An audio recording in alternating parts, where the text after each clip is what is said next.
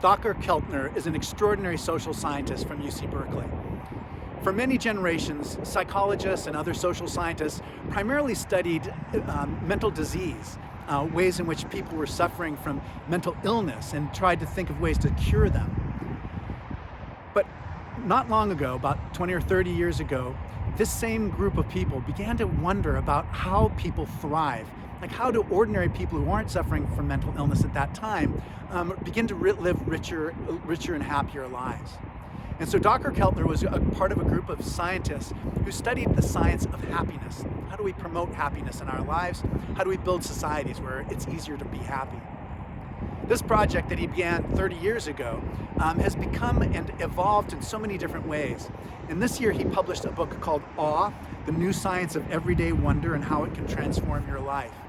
And it's a fascinating book. It's about awe, which is that experience of mystery and transcendence, where we step out of our ordinary, egotistical, self-centered view of the world and suddenly become and have a deep sense of ourselves as part of something much larger. Dacher Keltner and his colleagues studied people across many different cultures and characterized the different ways that we experience awe. The first that he mentions is when we witness an example of moral courage or kindness among people. Another example is experience what we have in nature. Another example is the way that music helps us to see beyond ourselves. He also writes about how collective effervescence, that experience of being part of a large group at a rock concert or in symphony, how when we're part of something big of other people, it lifts us out of our ordinary life. He also talks about how spiritual and religious practices cultivate an experience of awe, and most importantly, he talks about his own experience with his brother's death as being a moment when he experienced such a deep sense of awe that he decided that he wanted to study it more in depth. Now, there are many stories that you can hear and read about in your own life of people experiencing awe in nature at a beautiful sunrise or when they hear a perfect piece of music. But one of the most powerful stories that he tells in his book is the story of a young woman named Yuyi Morales. And when she was growing up in Mexico, she dreamed of people in far distant places, in other worlds. And when she grew up and she had a baby of her own, her baby was 2 months old, she and her husband decided that that baby should be able to meet the baby's grandfather, who lives here in San Francisco. And so they made a journey to come and present this young baby to the grandfather. One thing led to another, and it became impossible for them to return back to Mexico.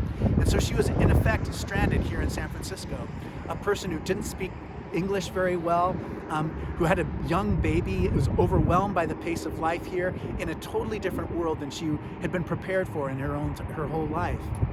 And the story Dacher Keltner tells is about how she one day wandered into a library, and how a librarian took interest in her and began to introduce her to the world of books which store so many different experiences of human awe, which move us. Libraries are one of my favorite places, and that's where she stumbled in. And she became so connected to the librarian, she began to draw drawings of her own imagination, things that she thought of in her imagination, and she wrote the words that went with them, and she began publishing children's books, and she became a very successful children's book author, even winning the Caldecott Medal. Many years later, she wrote a letter to that librarian to thank her for what the librarian had given her. And I want to read that letter because it was such a powerful letter to me. Hello, Nancy. Do you remember me? I could never forget you. True, at first, I might have been scared of you, guardian at your desk, and too close to the basket of baby books that my son always walked towards when we entered this unbelievable place, the children's book section of the Western Addition Public Library. At first, I might have been afraid of you. What if I made a mistake or broke the library rules? Would you tell us to leave the library because we didn't belong? Instead, one day, you talked to me in English I didn't quite understand. And before we knew it, you were giving Kelly a library card. I was puzzled. Kelly was barely 2 years old. How could he have anything? Today, Kelly is a 24-year-old lover of books. He also writes, and he often helps me review and correct my still imperfect English when I write the children's books I create. Books like the ones you put in my hands. Nancy, ever since the library became my home and books became my path for growth, you have been an amazing guardian. Thank you.